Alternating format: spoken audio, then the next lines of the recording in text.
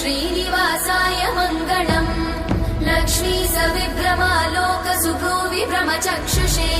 चक्षुषे सर्वलोकानां वेङ्कटेशाय मङ्गलम् श्रीवेङ्कटाद्रिशृङ्गाग्रमङ्गलाभरणाग्रये मङ्गलानां निवासाय श्रीनिवासाय मङ्गलम् सर्वावयव सौन्दर्य सम्पदा सर्वचेतसां सदा सम्मोहनायास्तु वेङ्कटेशाय मङ्गलम् नित्याय निरवध्याय सत्यानन्दचिदात्मने सर्वान्तरात्मने श्रीमद् वेङ्कटेशाय मङ्गलम् स्वतः सर्वविदे सर्वशक्तये सर्वशेषिने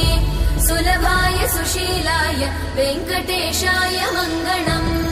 परस्मै ब्रह्मणे पूर्णकामाय परमात्मने प्रयुञ्जे